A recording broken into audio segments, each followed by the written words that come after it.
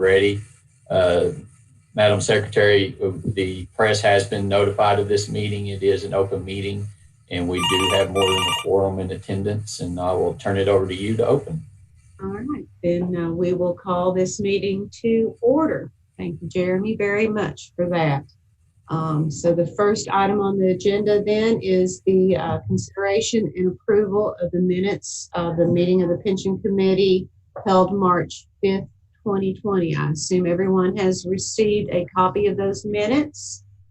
Do I have any comment or questions regarding the minutes, or are there any changes to those minutes? If not, do I have a motion for approval? So moved. All right, do we have a second? Second. Second. Okay, thank you. Then with motion and second, all in favor? Aye. Aye. Any opposed? All right, then motion carried. So the minutes were approved.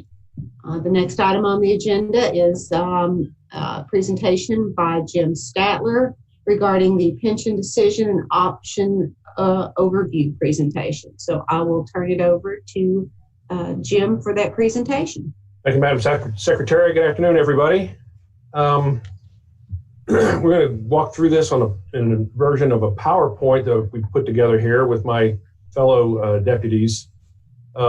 Just a little background. We have a big decision we have to make as an organization. We have to make the decision by April 30th and file across the street if the decision is to leave the Kentucky Employees Retirement System, which is one of the options that we have. The other option is to stay with KERS. And there's a lot of moving parts to this decision that we're having to make. We're going to cover a few of them here. We're not going to get down into the weeds today. It's going to be a little bit more high level. Hopefully we'll be lucky enough to reconvene in about 3 weeks with a little bit more of the nuts and bolts, some numbers and some other stuff. But we wanted to get the committee up to speed a little bit on what we are working on and what the role of the committee is and some of the timetables that we're under to try to get this decision made and executed. So first, let's cover the role of the pension committee. There's 5 bullets on the schedule. The committee's role, if you will, is to review with staff, that's us, our actuaries who we've contracted with to assist us, and legal counsel who we're contracted with to assist us, to ferret through all the options available to us and help the board make an informed decision on what course of action we want to take with respect to the pension plan. The role of the pension committee is to ask questions, identify what information would be helpful for the full board. And so this is going to be an interactive group. We have management here, we have the committee here, and between the two of us, we are welcoming a broad exchange of ideas and thoughts and concerns from members of the committee and members of management. We're looking for the committee to inform us of concerns that you may be experiencing or hearing from external partners. This is not a decision that we're going to be making in a vacuum. Okay, sorry, I lost my PowerPoint there. I got it. It's going to impact staff, it's going to impact the board, it's going to impact our financials, it's going to impact the partners out in the Commonwealth that we are here to serve. And so if there are concerns that are raised that you run across in your travels, we obviously are very interested in knowing what you're hearing from some of our partners. Then at not this meeting and probably not at the February meeting, but at the March meeting, role of the committee is to hear staff's recommendation and vet it and subject it to just beat it up and make sure that we're all on board with what the decision that we're going to recommend to the full board is. That'll happen presumably at the March pension committee meeting, and then present a final recommendation to the full board at the March 25th, 2021 board meeting.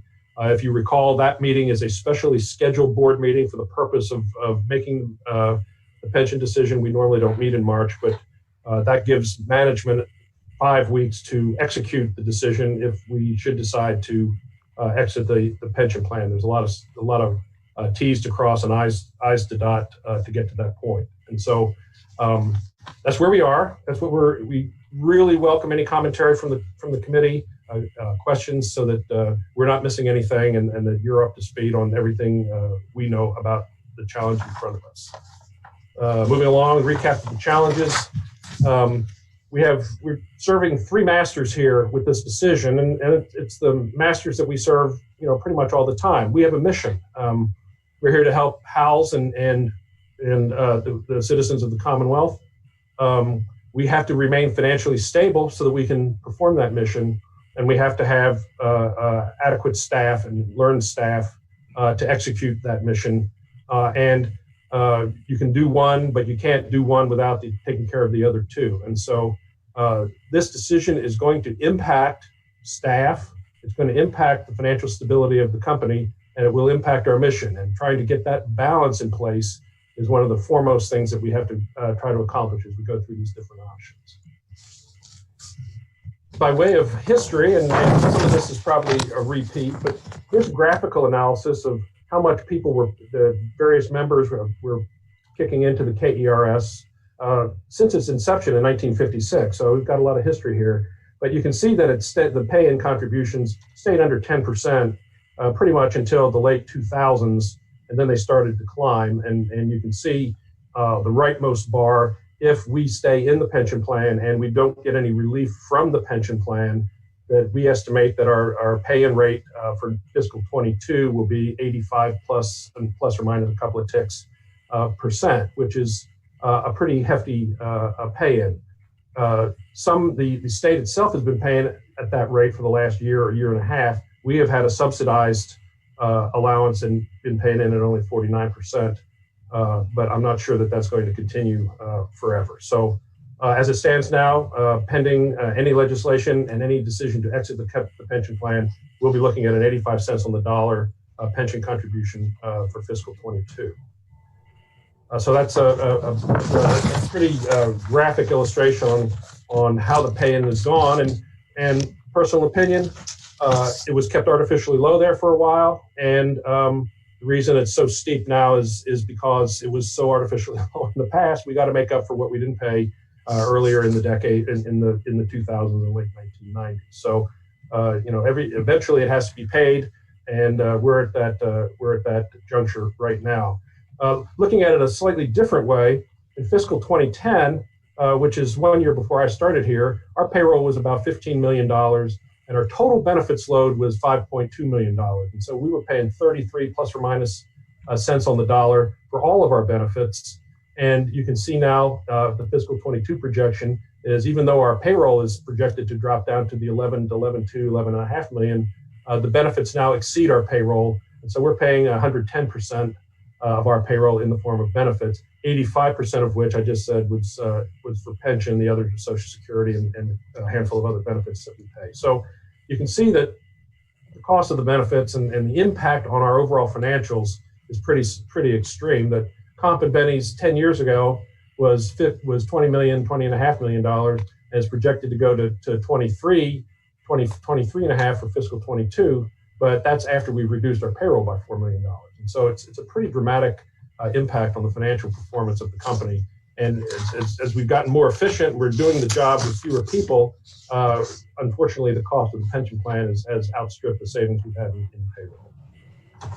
Just looking at a couple of numbers that I just went over with everybody. About 34 cents in benefits in fiscal 10. Fiscal 21, which was not in the graphic in the circle charts before, is coming in about 74 cents on the dollar.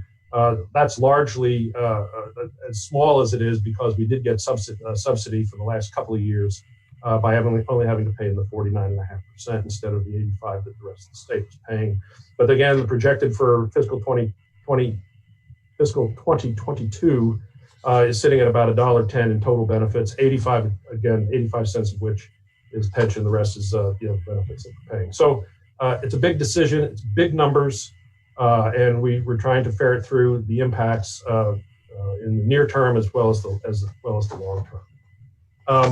Switching gears a little bit, just wanted to make sure everybody is somewhat familiar with the different tiers that exist in the pension plan.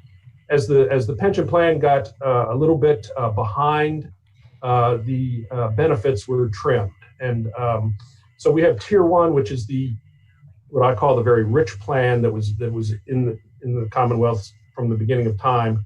It's very rich. If you work 27 years, you get the full benefit. It's a defined benefit plan. So regardless of how the investments in the plan perform, the employee is assured of getting a pension based on not the performance of the plan, but on a formula, which is a function of a percentage per year of service times years of service. And so it's a very, what I call a paternalistic type pension plan. It's common of pension plans of the 1900s, if you will, but it is puts the burden on performance of the investments on the plan sponsor and very little responsibility on the employee. In addition to the Tier 1, there is a fairly rich healthcare or health insurance continuation benefit into post-retirement that employees, again, if they work for at least 20 years, they get a very, very robust insurance benefit continuation. Tier 2, where the state General Assembly has first tried to lighten the load, if you will, on the state, initiated Tier 2 in, I think, 2008.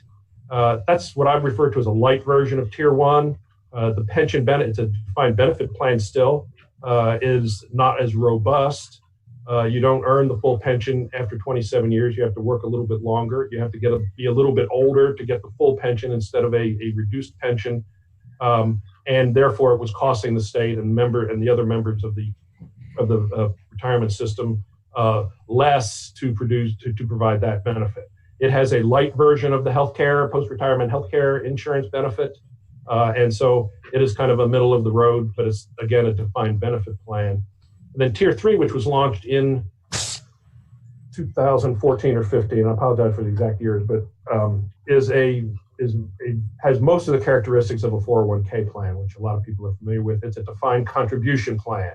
And although the performance of the investments is still vested in the investment managers of KERS and not the individual employee, and there are guarantees of performance on the investments of the 401k type plan, it is nonetheless more characteristic of a defined contribution plan and less of a defined benefit plan. The healthcare provision is very similar to Tier 2. It's not quite as rich. It has a little bit different vesting schedule on it, but it also has a post-retirement insurance benefit. And so, and you know, Tier 3, as defined contribution-like as it is still the employee is reliant on the performance of the fund to fund the benefit, and there is a guaranteed benefit with that plan, which you do not have in a typical 401k plan. And so it's a formula of math more than it is of years of service necessarily, but it still is a little bit more paternalistic, if you will, than the typical 401k you find in the private sector. Looking at the impact on the staff, 53% or just over 100 of our employees are Tier 1 employees, and so they have been counting on a very robust pension for a good long part of their careers, and one of the options we have is to stop accruing to that robust pension and revert to a more of a 401k type plan, but that is set to impact a little bit more than half of our employees. The Tier 2 folks, and the Tier 2 was in place for a relatively short period of time, which accounts for the small sliver of the pie.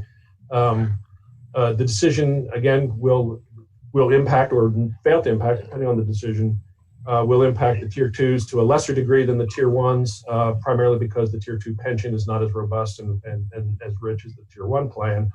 And then the Tier 3s, 35% of our employees are recent hires, if you will, hired since 2014 or thereabouts, and in the Tier 3 plan. And the decision we'll be making as a group going into April will impact the Tier 3s the least. And so we have three fairly diverse populations, each of which has we're going to have different impacts ranging from fairly significant to virtually none based on these decisions. Now, the one thing that, depending on if we do exit KERS, the insurance benefit is kind of a hairy benefit that is in the KERS plan that is not presently envisioned in the replacement plan that we're wrestling with on how do we replace the impact of the loss of the insurance program. So, it's part of the decision. We'll get into a little bit more of the weeds on that at the next meeting, but we are it's a piece of the puzzle that we're trying to just understand the impact on each of the tiers and each of the groups of staff and what we can do to eliminate the severest impact of each of the decisions. The decisions in front of us and the options in front of us are on this chart here. Then we've broken it down into 4 basic options, and going counterclockwise, starting on the left side, we stay in KERS, and it says no House Bill 8, and I'll go into that in just a second.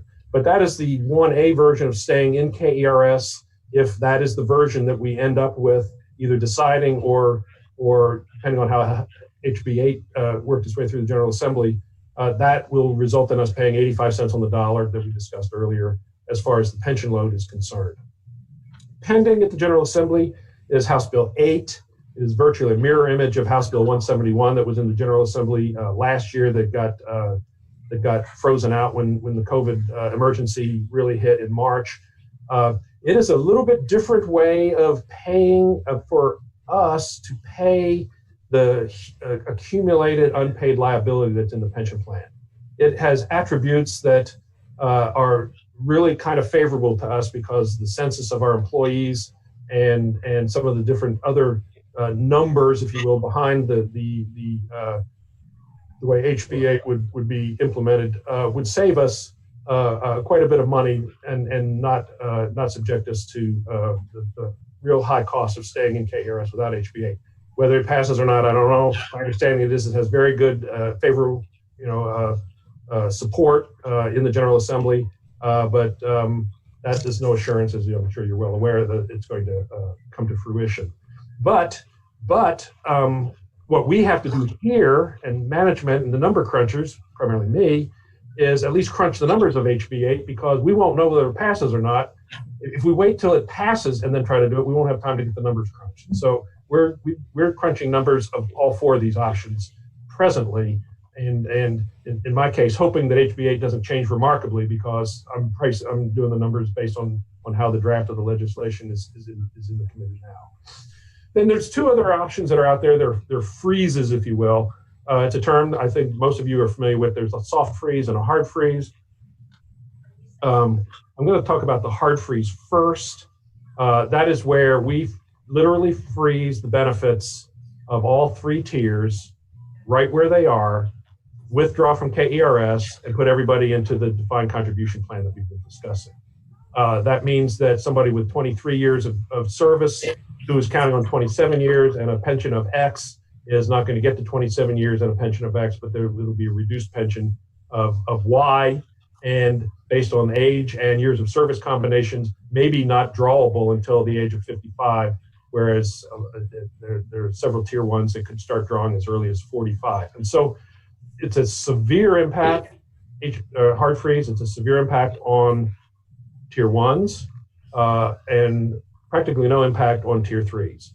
If you go to the soft freeze, which is an actuarial exercise that we've gone through, says that anybody in tiers 1 and 2 is assumed and will continue to accrue years of service and pension benefits as if we stayed in KERS and not be frozen out. Now you can imagine that the cost of a soft freeze is significantly higher than a hard freeze because we'll be paying and recovering the unpaid liability of a very robust and rich pension plan with just writing a check for it when we decide to get out of the plan in April if we decide to soft freeze. And so each of these options has a price tag.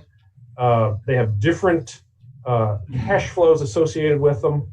The exercise of measuring this is measuring 30 years worth of cash flows, discounting it to present value, a bunch of other gibbity that we're going to talk a little bit about in the February meeting. But the approach that we're using to determine the cost financially of these options is looking at all the cash flow and discounting it to present value so that it's in today's dollars today, and they have demonstrably different cash flows. And when you discount it back, there's the numbers range from something more than $100 million to something a lot more than $100 million. So the range is about 105 to up to about 145 or 150 million between these different options. So the bucks are big. The differences in the bucks are big, and so we have to look at all the different impacts. And so far, we've just talked about the financial, but there are personal impacts, and we have to make sure that the financial and personal or staff impacts do not take too much away from the mission, because the mission, in my opinion, is paramount. We have to have the people to do it. We have to have the money to do it. So we're serving three masters. So just a quick little primer here on know your tier, know your benefits, and we've covered a lot of this already, but and I apologize for the small type on this. We produced this primarily for our employees to look at and so that they can get an understanding of some of the stuff that their management is wrestling with. But there are the three tiers, and then there are some other factors that we're considering to minimize some of the impacts of everything. But clearly, if we stay in the plan, there's no change for anybody, and no tiers and no nothing, because it's going to be stay the course, and the impact is going to be financial, because the check that we're going to have to write is the biggest if we stay in KERS. Then there's the soft freeze option, and you can see that the tiers 1 and 2 have virtually no change, because we're going to pre-fund the pension plan, or the pension that they were expecting to get anyway based on their years of service. And the way that works is the full pension is payable after 27 years. And so if an employee has 22 years in on June 30, which is the cutoff date, June 30 of 21, we're going to pre-fund an assumed cost of them staying another 5 years and pay it all today. And one of the downsides of that is if we pre-fund that and somebody leaves after a year, when we just pre-funded 5 years of pension, we don't get the other 4 years back. And so you're rolling the dice a little bit that the actuaries are really, really good at making their assumptions, and that when they say this person with 22 years is going to stay 5 more years till 27, that you can be pretty sure that they're going to stay for 27. And if you're a tier 1, they will, because the tier 1 pension is so rich. And so there's a lot of different assumptions that are in here.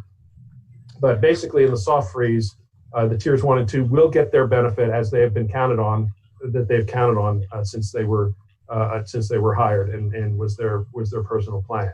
The tier 3s, however, will switch to a deferred contribution plan, and it can perform better than the tier 3 plan in KERS. It might perform worse.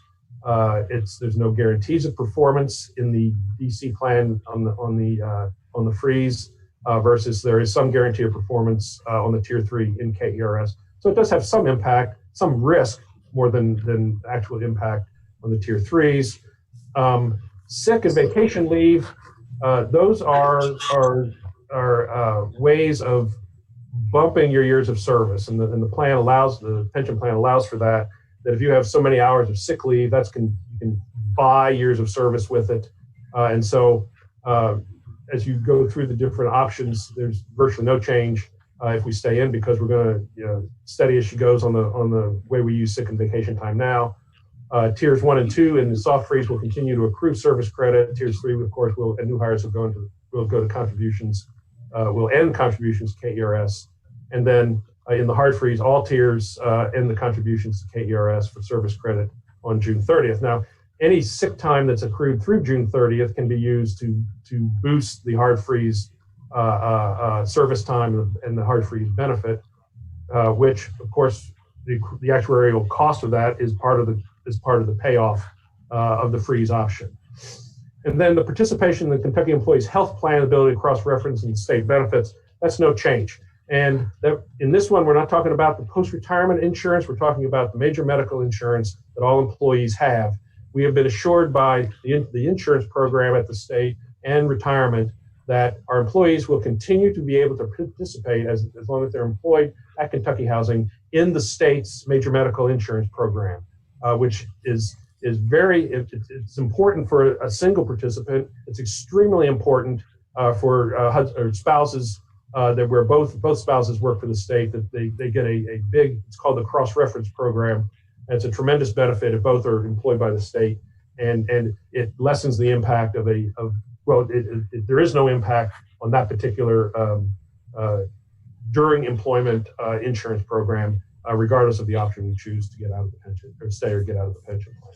So a lot of moving parts, a lot of big numbers being pushed around to assess the actual cost, and then tangentially the social impact on our employees and the social and financial impact on our employees, and then the social impact on our mission. So we're working through it. Okay, just to recap a little bit, option 1A, which is stay in KERS and House bill does not pass, no change for employees, and we start absorbing the 85%. And so you can imagine that the cash cost of that on an ongoing basis is pretty strong, as we have to pay that. And that 85% of your compensation is anticipated to be paid for 30 years. Okay, so it doesn't sunset 10 years from now and we go back to a 10% pay-in. The thing assumes we're going to pay 85% of our payroll for the next 30 years at 85%. And so you can imagine what the cash flow on that's going to be. You saw the donut earlier in the slides. It's a lot of money. Discount it back. It'll be present value, but it's a big number, as you can imagine. If House Bill 8 does pass, that pay-in rate drops from 85% to 61%. Essentially, other than that, it's like we stayed in without House Bill 8 passing. Again, if we stay in, no change for the employees, but we still have to write a check at 60% of our payroll for the next 30 years as well. So that has a cost that we are considering when we're looking at the different options from a financial standpoint. Option 2, which is exit with the soft freeze, and you can see where it's going to, where it does impact the tier 1s and 2s. They continue contributing to KERS, and so they will have payroll withholding as they do now, and pay the what I call the EE piece of their future pension costs.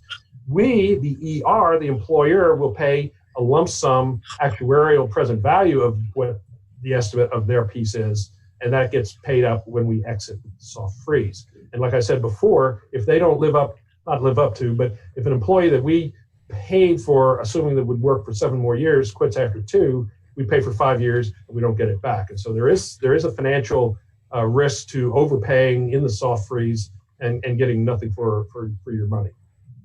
And that's what I'm saying. KHC prepays the employer contribution for the future service that the employees in the soft freeze are earning. The tier 3 and new hires exit and begin contributing to a defined benefit contribution plan. I know this sounds repetitive, but I think it's important to understand from a personnel standpoint and a little bit from a corporate standpoint where the impacts are, so that I can gel there for a while, and as we go through the options and look at the dollars and some of the other impacts, it's more common. It's a second nature to know what the different impacts are. KERS bills KHC for its unfunded liability, which we have the ability to pay in a lump sum or in installments. And the lump sum on the unfunded liability is on this one is in excess of $100 million, and then we also have the privilege of continue for 30 years of contributing to an alternative pension plan as well. And so big dollars, and a tough decision that's facing us. Option 3, as we've talked about, is a hard freeze. All employees exit KERS and begin contributing to a new defined contribution plan, depending on that contribution plan or that DC plan's characteristics. And we have different options available for that. Jeremy's going to talk a little bit about what the replacement plan the terms that the replacement plan might have, which could be positive to the employee or possibly negative to the employee. And then we get a bill for the unfunded liability in the hard freeze as well. It's comparatively smaller relative to the soft freeze because we're not prepaying for future tiers 1 and 2 pension earned, but it's still in excess or very close to $100 million there as well. And so there ain't no cheap out. A couple of concerns, and these are not all the concerns. We have a longer list. We kind of brought 4 of the biggies here. And it gets to the mission, our ability to meet the mission, not just financially, but with enough talent that we can pay a reasonable salary rate and couple it with a reasonable benefits program to be able to get people to come work for us. It used to be, well, we're not going to pay you much, but we've got this dynamite pension plan. Well, we're still not paying too much, but we don't have such a great pension plan. So it's much harder to lure somebody to come work for us, and I'm sure the state's seeing the same thing, where the pay scales are not at the level the private sector is, but the pension and post-employment benefits are no better than the private sector. And so on a combined basis, it has become more difficult to recruit talent to a business at KHC, which is fairly unique. We don't have a lot of accounts payable clerks here. We don't have a lot of cashiers here. We don't have a lot of paper shufflers. We have people who have to understand how to administer federal programs and how to make mortgage loans and service mortgage loans, which is it's not a talent pool that you can just go out there and pluck 15 people out of when you need 15 people. And it becomes much harder if you don't have a good comp and bennies program to offer out there. And so we don't, if we exit, we don't want the talent we already have to leave to try to preserve their years of service. So if somebody's got 22 years in, they're 48, and they were planning to have 27 years at age 53 and retiring with a full pension, if we go to the hard freeze, we just cut that off. And so they have a couple options: put up with us or go work someplace else in the system. Okay, and so they can take their 23 years or 22 years of service and work at the transportation department and get 5 more years out, and they can retire with their full pension at age 53, just like they had planned coming in. If we exit with a hard freeze, they don't have that option.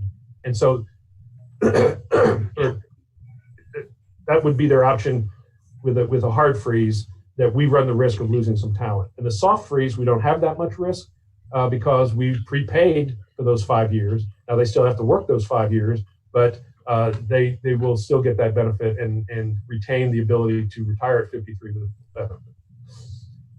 So if we stay with KERS, then recruiting can be problematic for the reasons I did cover. Comp levels not quite where the private sector is, and benefits level now hiring into a tier 3 as being equal, but probably no better than what the private sector is doing. Staying in KERS without HB8 carries significant comparable costs, and it's the same deal as staying in without it, except instead of paying 85%, we're paying 60%, 61%, and so it still has a pretty high cost of staying in.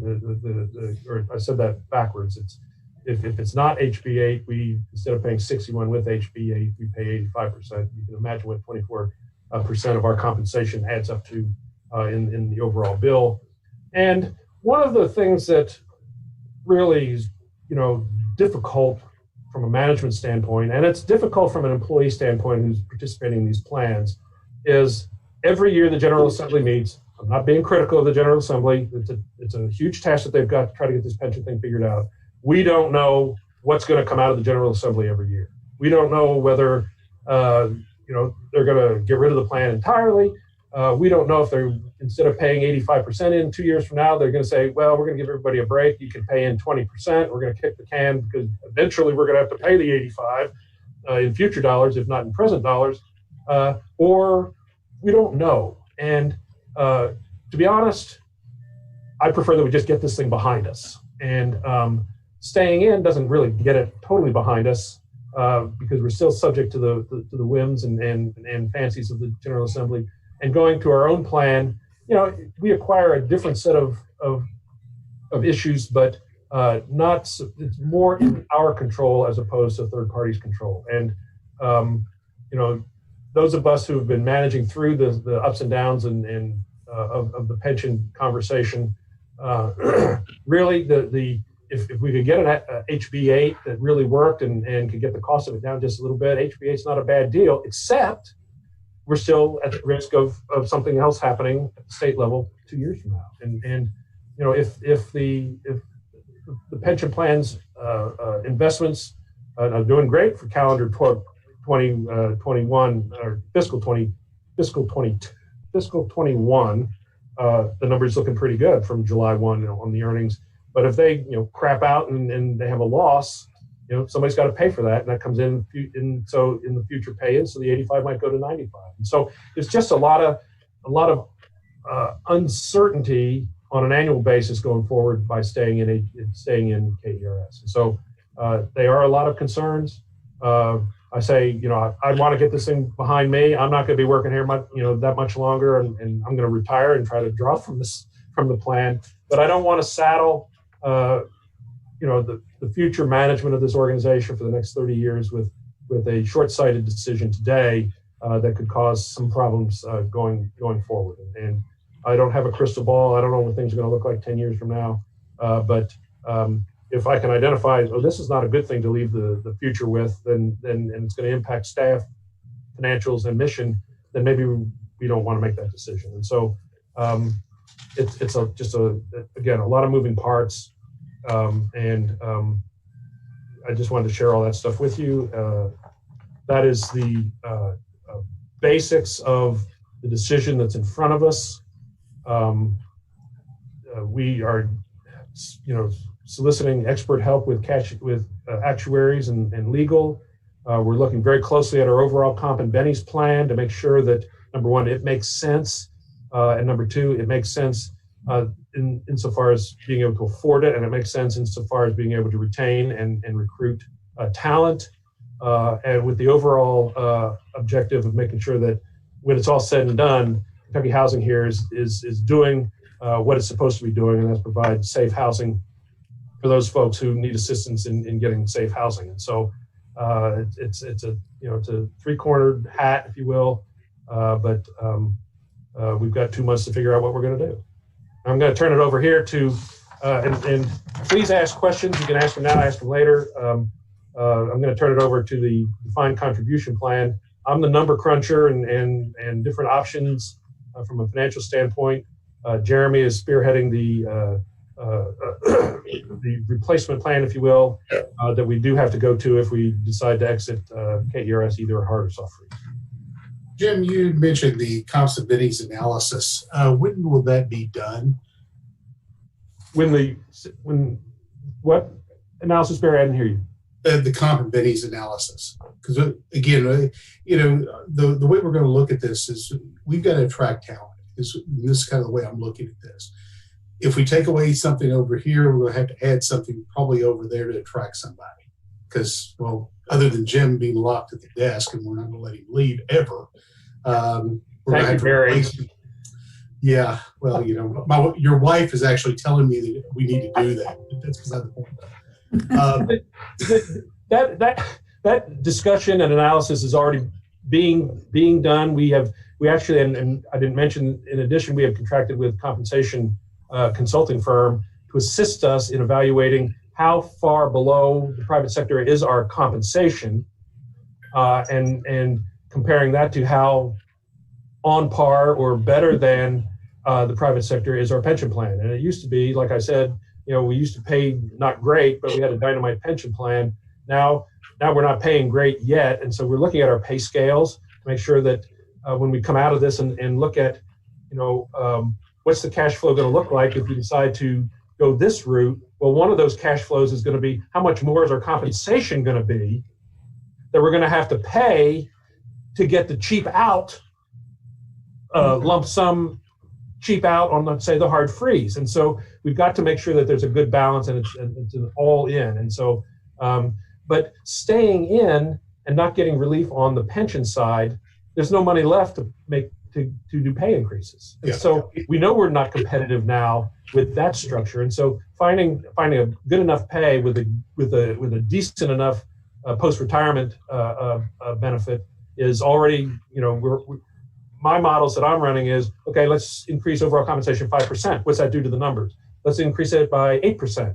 Let's have a DC contribution match rate on the DC plan of 3%. Well, what happens if it's 5%? And all of those are different, have different results, and in future dollars and present dollars as well.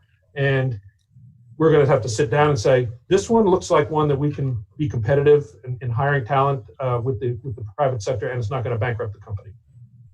Got to keep those plates spinning. Yeah. Got to keep those plates spinning.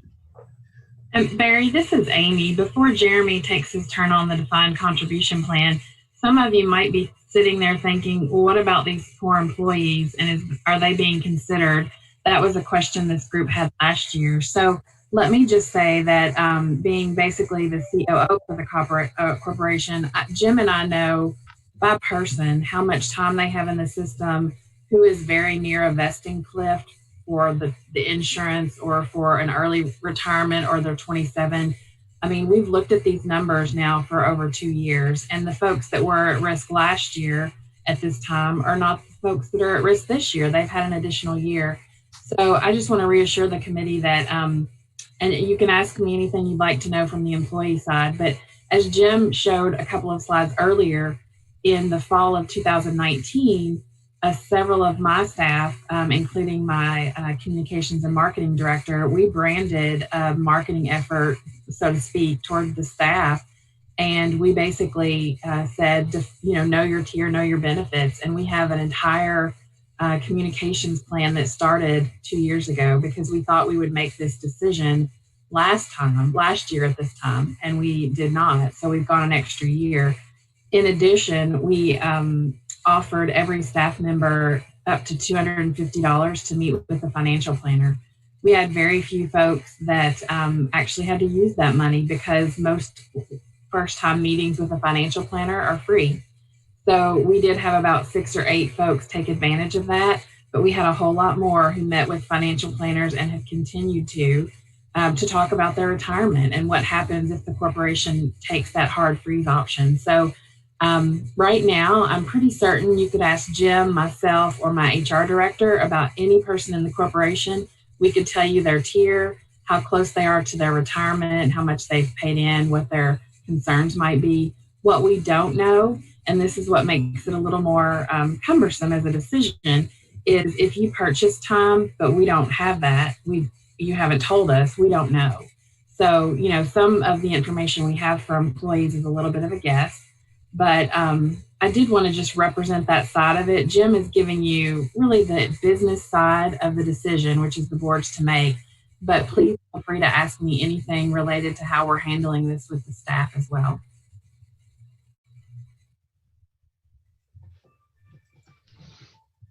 Oh, Amy, let me ask you this. This might get him. I apologize for being late, but I couldn't help it. So if we went to a hard freeze, would those employees that we have now, would they be in tier 1? Would they be allowed to purchase time before that happened?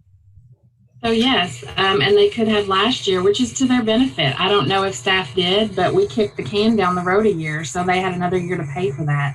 The way it's structured is if we exited in a hard freeze, they could enter into a contract to pay for their time. Now, most of you familiar with the retirement system know there's only a few ways to pay for your time. You can't just write a check, which makes it unfortunate. If you had that amount, that's a very pricey payment. But the payment plans have to be completed by June 30 of 2021, which is this June, when we exit the system. So it really didn't make it an option for folks this time last year because they would have only had 2 to 3 months to pay, unless they had a very small amount of time. That might have worked for a handful of our staff. But they have had time since. They knew that this decision was moved down the road for a year. So we may have had staff that in the last year decided they could afford to stretch those payments out over a year and purchase time. We don't have any, that's private information. We don't have any information about that unless the staff member has come to us and said, I'm going to be short. But what we do have is their time that they have worked at Kentucky Housing. And when we hire them, we have to know how much time they have in the system prior to coming here so that we can make sure that their benefits are calculated appropriately. So yes, that was an option. Okay, thank you. Jim, very well done, by the way. And just let me ask you, Sure. the cost of the difference between the hard freeze and the soft freeze is how much? My estimate right now is between $20 and $25 million. Present value dollars. So the soft freeze is going to cost us $25 million more than Right. the hard freeze. Right. Have you got an actuary have they given you a recommendation, or have legal folks given you a recommendation on what we should do here? Not yet. The mechanics of it is we got figures and numbers from KERS last year to make our decision, and we do not get, and they were not going to get updated figures from across the street. And so we have gotten from our actuaries, based on last year's numbers, confirmation that the numbers that we got were in the ballpark of where they should be. But from a recommendation, we're not as to which option to actually select. We're not at that point yet. It's what we need to get from them. I'm not sure that they'll actually give us a recommendation one way or the other. They'll just present the different, either confirm the numbers that we've got or what have you, and share some of their experiences. I mean, the actuaries we're using are current actuaries for the teachers' retirement plan and former actuaries for KERS. So they know the plan frontwards and backwards, the different programs frontwards and backwards. So we'll be using them in a consulting basis to help us along as management settling on a decision and then communicating that to you guys. Okay, thank you. And I'm from the north, everybody. Guys is a genderless term. And I apologize for choosing a possible gendered term, but you folks is probably a little bit better.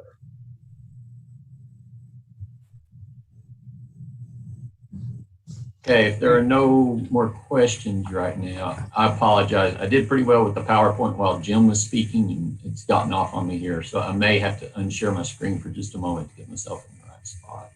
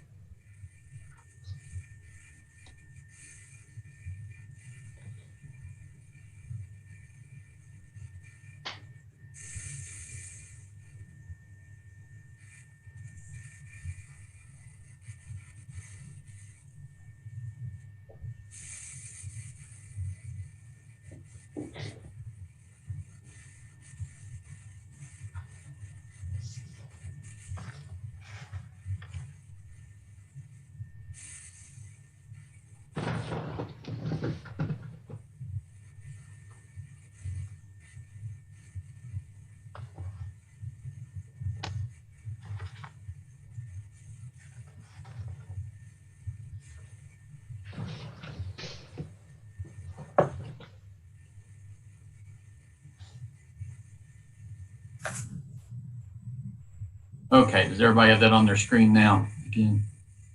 I do not. Not yet. Okay.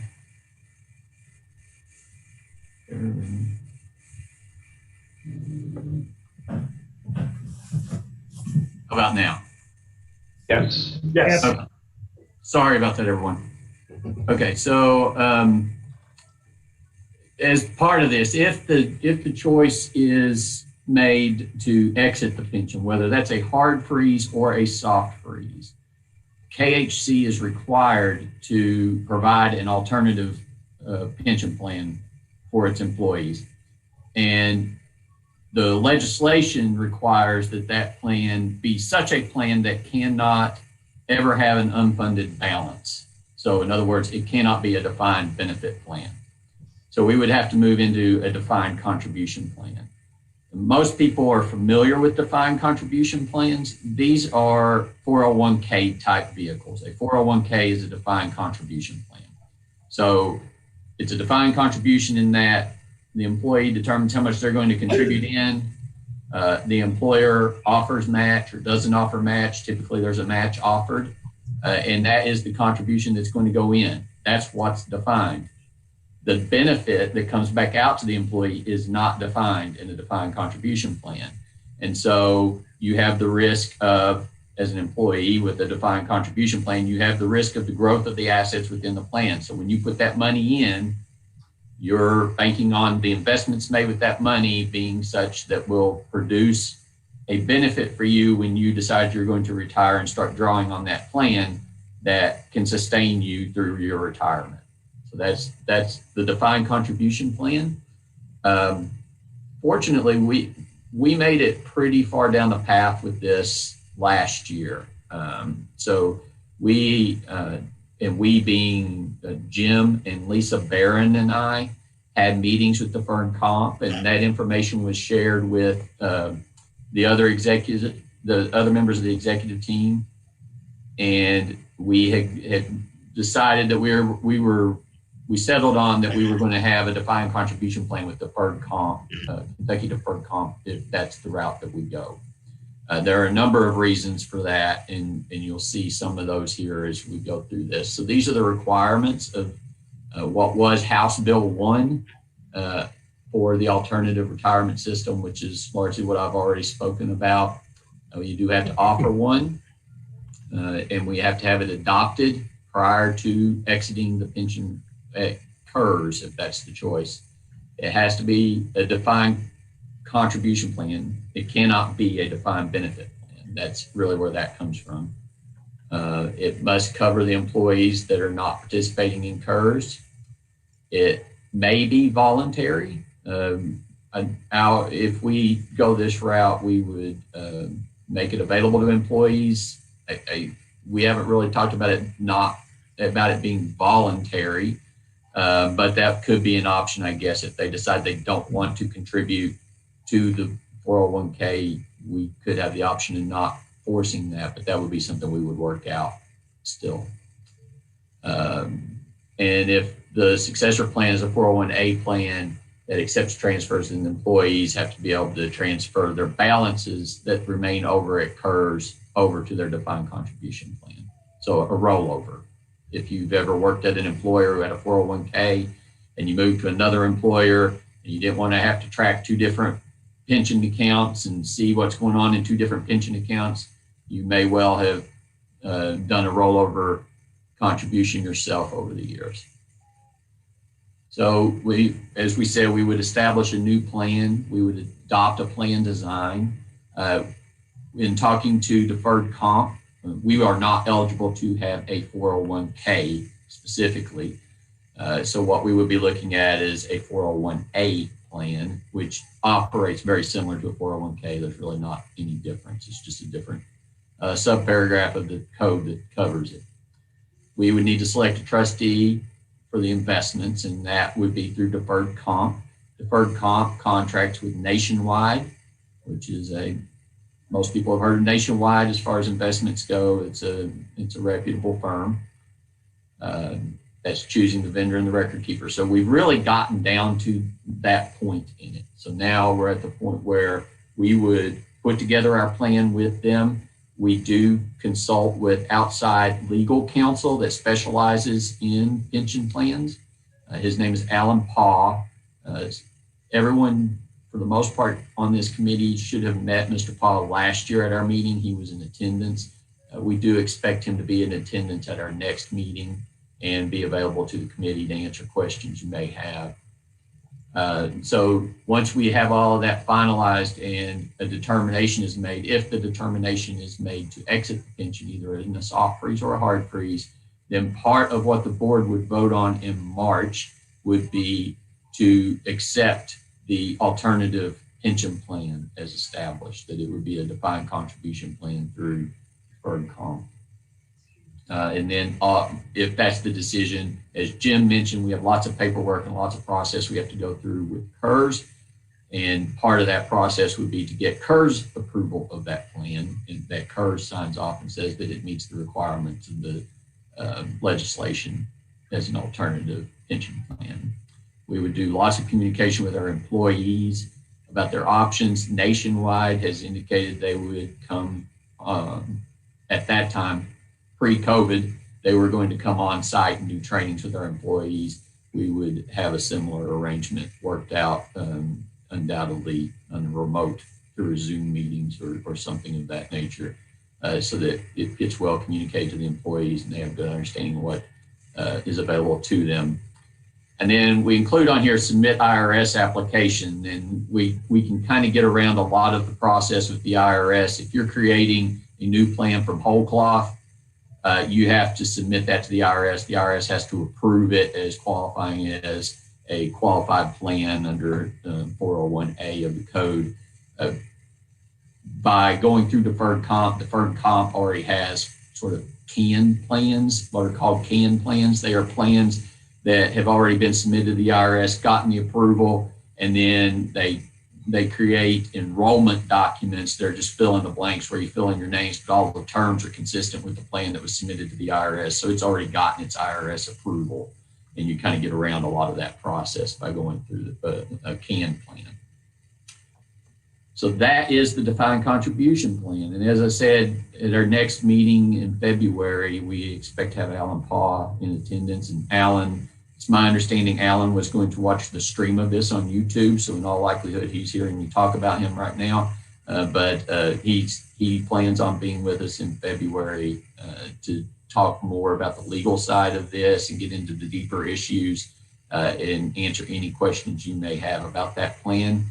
It would operate, as we envision it, very similar to a 401k. So employees who contribute from their withhold, have contributions withheld from their paychecks. They would be sent over to deferred comp. Deferred comp would manage their accounts for them, consistent with how they elect their money to be invested in their plan. Deferred comp and Nationwide offer a variety of investment setups. They offer, if you're, I don't know how many of you have ever worked with a 401k situation, but oftentimes they will offer, safe investments, income investments, income generating investments, income and capital growth investments, and it all ties into what risk level you want your money invested at. The general advice is the younger you are, take on more risk with your investments to get more growth over time. As you get closer to your retirement age, you want to be a little more conservative in your investing and preserve what you've been able to save up to that point and not risk as much. So they offer tier sort of investing where you say, I want this much risk in my portfolio, and they'll invest it consistent in that manner. I believe they also offer the option of sort of managing your own investments, and you can go in and make some specific investments yourself and sort of manage your account yourself if you choose. So there's a lot of flexibility and options that are offered by deferred comp. Deferred comp offers us a lot of efficiencies and a lot of synergies as our administrator. Many of our employees already have accounts with deferred comp because we do offer that to our employees as a supplemental retirement plan. So many of them already have accounts there. They're already having money sent there. They already have investments there, and they understand deferred comp, and they're used to working with deferred comp. Deferred comp offers lots of powerful online access to your account to see what's going on there and what elections have been made. They were very helpful, very eager to be helpful, and asked or answered any questions we had of them very fully, I would say. And they bring a lot to the table as an administrator for KHC. So that's where we would be looking to go with our accounts. And we're just working on the details of the plan. I've been going back and forth with Nationwide a bit on questions of elections that you make on the plan documents, and just getting clarification of that to be able to advise the executive team as we work through what we feel like we can do as an employer. We would have options in that plan also of doing discretionary contributions for employees. So those would be similar to, you may have heard of 401k vehicles where the employer in the private sector is making profit sharing contributions into pension plans. KHC would have the option of doing something like that if they wish. There's lots of flexibility with the plan, and if you draft it one way today, you can make changes to it tomorrow and have those take effect going forward. So you have lots of flexibility over time. If you need to make changes to the plan, you can very easily. So if you set it up as a sort of a plan that's 3% contributions by employers or by employees are matched 100% by the employer today, and 5 years down the road, you feel like you want to do something different than that, you can amend and change going forward. You have notice requirements to the employees, so you're not just yanking rugs out from under them without them knowing it. But it gives you lots of flexibility. The cost of having a 401A plan in comparison to the cost of the plan with KERS is drastically less. As Jim indicated, for fiscal year 2022, we're expecting around a 90% of payroll contribution over across the street for that plan. The cost of a 401A plan is whatever you determine as the employer you're willing to do from a match standpoint or from a discretionary contribution standpoint, and then the sort of ongoing administrative costs of that plan, which are drastically less than what we're paying across the street in total. So it can be a much less cost burdensome plan for us. It gives us more flexibility. We have greater control over that plan than we do, and with what's across the street. Jim talked about, we are at the whim of the General Assembly, as long as we are participating in KERS and what the General Assembly may enact regarding that pension plan. We are at that whim. In this instance, we control the plan. It's our plan.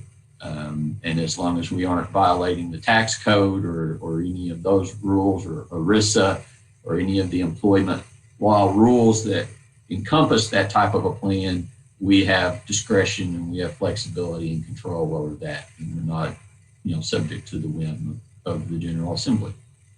So that's where we are on the defined contribution plan as an alternative. It is something that's being worked.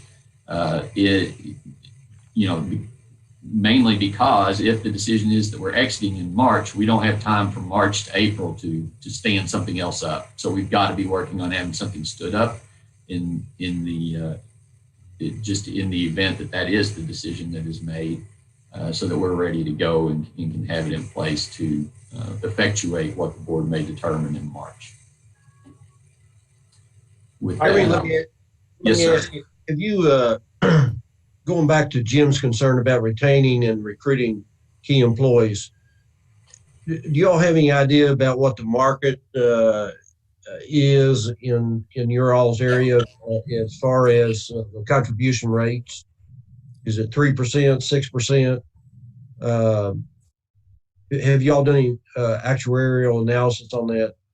So what I can say about that is my past experience, I've had 401k. I've been under a 401k paradigm for the majority of my career.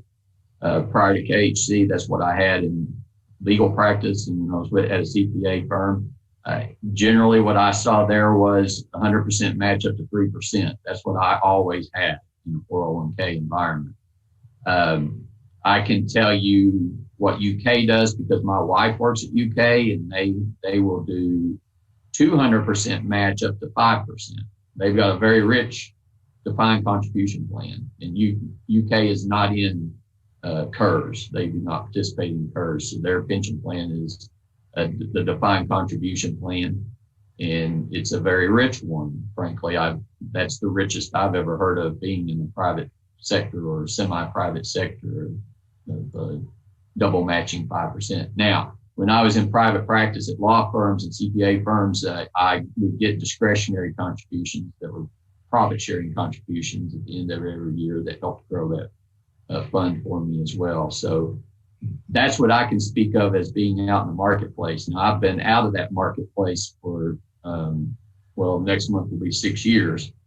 So there may have been changes in that time, but that's generally what I've always seen and heard. And in speaking to nationwide and to deferred comp, that seemed to be what they still see out there in the marketplace, is that type of an arrangement. And maybe this is a question for Amy, but would a richer contribution rate appease the tier 1 employees? And is there a consensus among the employees of any of this, of any of these plans that you propose? For example, between a hard freeze and and a soft freeze, other than getting this thing behind us. I'm sure they all want to do that, but so I mean, would a richer contribution help the move to a 401k? Yeah. Well, the first thing I'll say, Chairman Denham, is that is a really good question about getting comps for what people provide to the defined benefit plan. So we will talk to our compensation analyst about that. We are contracted with Hannah Resource Group.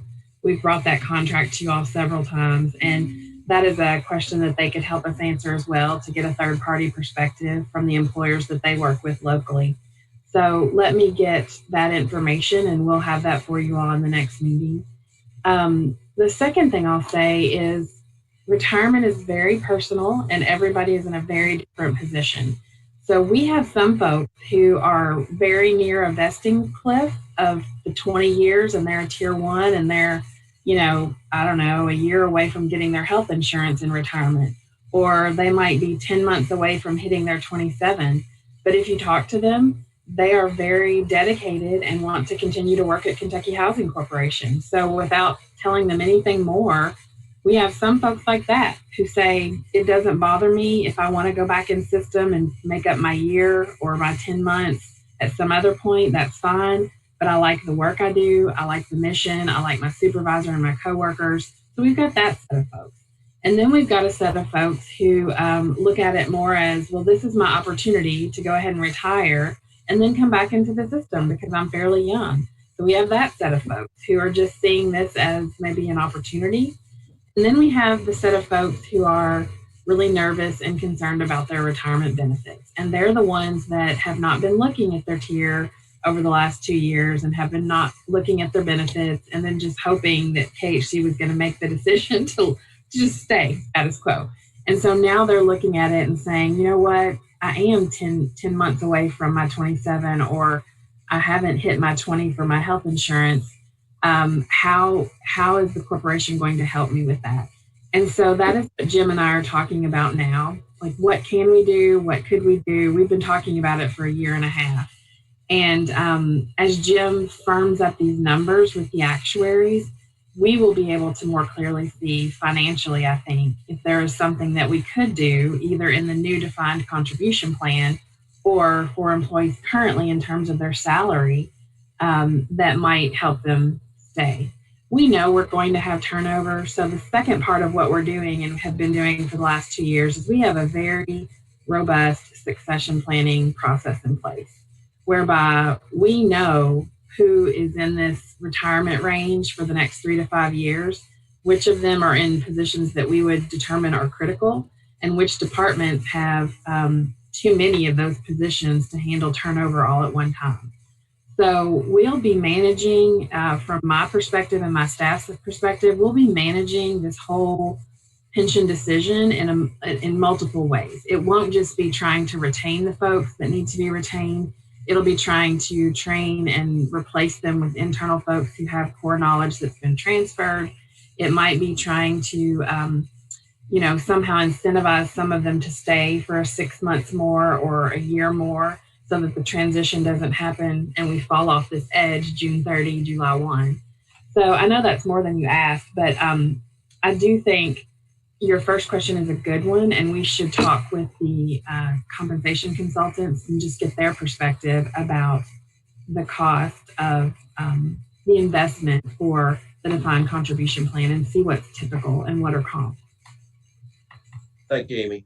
Sure. Well, I just want to say, Winston, that I am so impressed with the knowledge your folks have here. So, Jeremy and Amy and Jim, you've done an excellent job. Let me open it up to other questions from other members of the committee.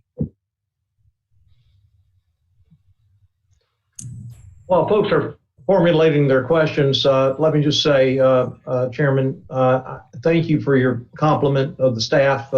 I deserve no credit for that. They're the excellent staff that I inherited when I came to Kentucky Housing on November the 16th. They really are great at overall in terms of the mission that they're focused on in housing in Kentucky, but they've been really dedicated to this retirement issue. And the description of what Jim has talked about, Jeremy's talked about, Amy's talked about is only the very top surface of what work they've really done to analyze all this and to make sure that they had the facts to help us through this solution, these issues that we have. And so there will be more to come at next month's meeting in terms of detail in all of these areas. But I nevertheless encourage you to ask questions that you have now, and that may probe areas that will cause more thought or more research before next month's meeting. So have at it. Mr. Chairman, this is Jim.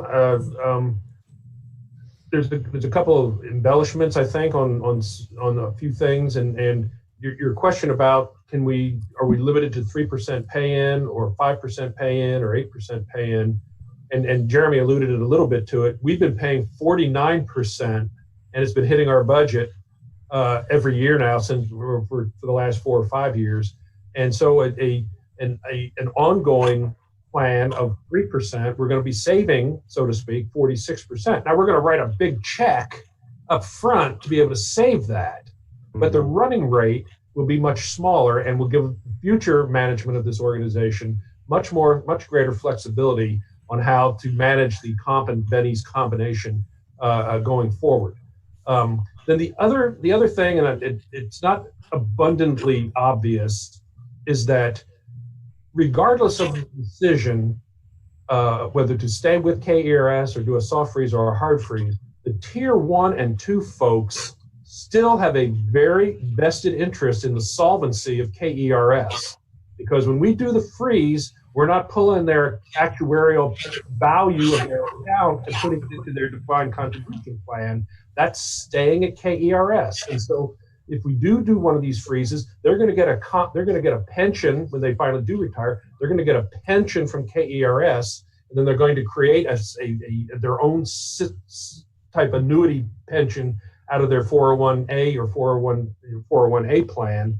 But they still have a very, very vested interest in the solvency of KERS, because that's where somebody who's got 23 years in has the bulk of their, that plan has to be there to pay that defined benefit. And so, yes, switching out might give them some ease as far as what they're going to be contributing or paying into going forward if we do a hard freeze in particular, but they're still going to want to make sure that and pay attention to how the resolution of the pension plan is. And I can assure you that if we pay a hard freeze or a soft freeze lump sum or pay into that thing, that better be there, because we're prepaying all the stuff they're going to be paying out for the next 30 years to our employees. And so I'm going to have a vested interest. I'll be long gone, but my point is that there's still going to be an awful lot of, I'm not going to say risk, but there's going to be a lot of necessary interest by successive management teams here to make sure that plan stays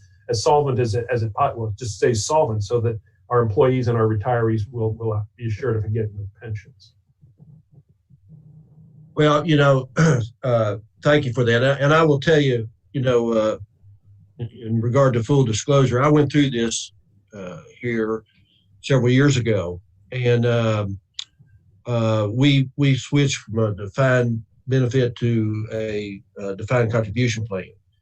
And I will have to tell you, it was very, very painful. In fact, there were a couple of people who never did forgive me for it.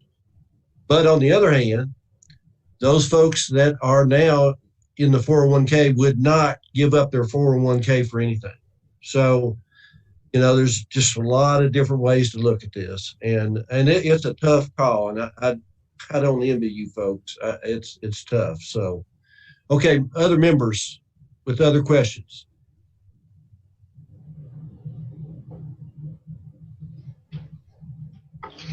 Please.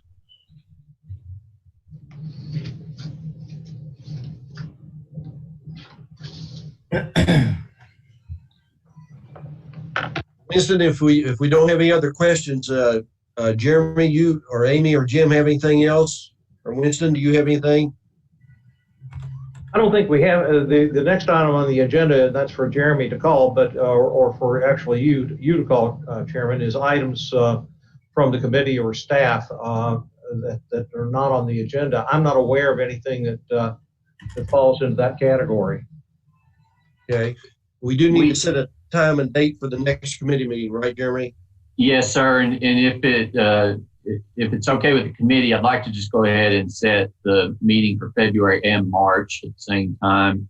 That gives everyone the most lead time and gets it on their calendar sooner anyway. So hopefully everyone's okay with that.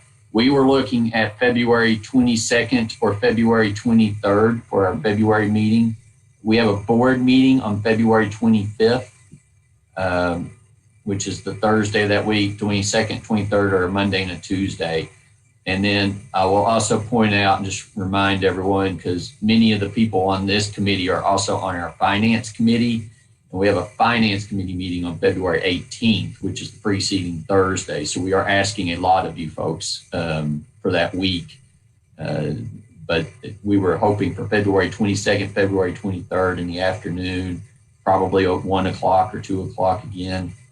I mentioned earlier in this meeting, but that meeting is one that we would expect to go into greater detail with things, and it may be a little bit longer meeting than this one is.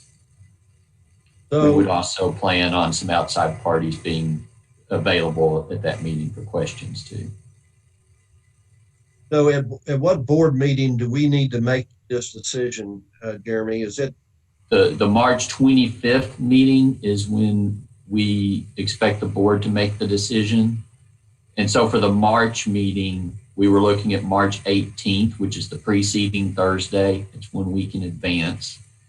And at that meeting of this committee is when we would expect this committee to decide what its recommendation to the full board at that March 25th meeting would be.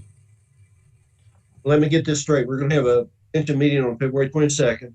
There's a board meeting on February 25th. There's another pension meeting on March 18th and a board meeting on March 25th, correct? Yes, sir. March 25th, we have to have this into KERS by when? June 30th? By the end of April. End of April, okay. So we need to make a decision on March 25th, right? Yes, sir. And that way we have time at KHC to get all of our paperwork together and all of the stuff we have to get to KERS across the street to effectuate, in the event that it is to exit, to effectuate the exit. That would give us time to do that. Okay. Do you know when the last day of session is, so we know that whatever the results of HB8 may be? It depends on the calendar, but I would imagine March 30th. They'll come back 2 weeks. Sonny dies the 30th. April 15th, right? Sonny died the 30th? Yeah, I got it in front of me. Okay.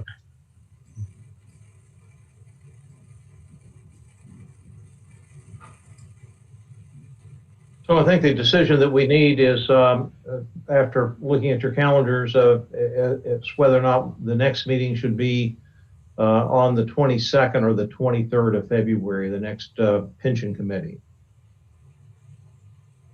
So February 22nd is, what day is that? Is it? That's a Monday. Does that work for everyone? February 22nd, Monday? Yes. Yeah. Okay.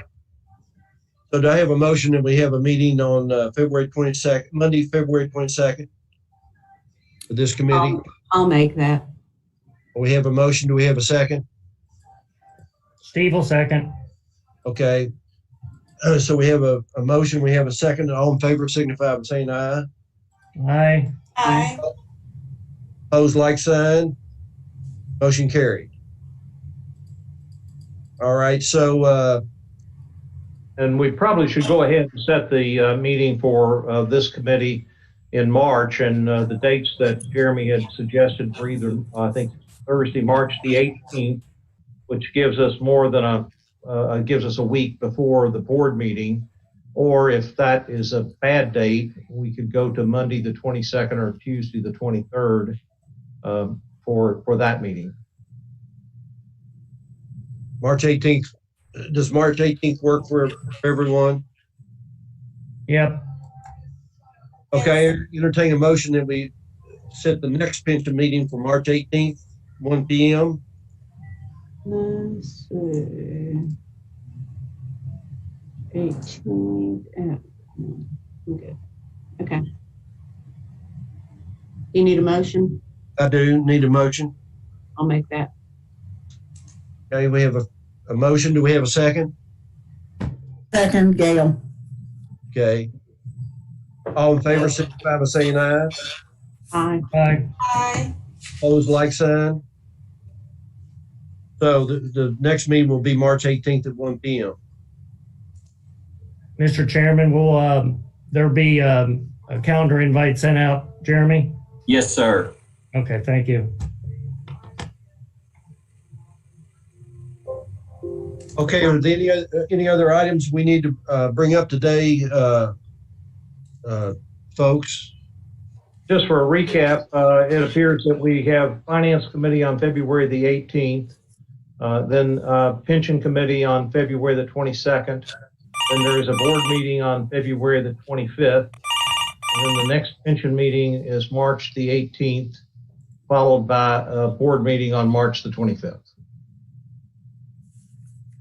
Yes, sir. So any of the members of the committee have any other items that they would like to discuss? Or staff? Let me thank all of you for attending, and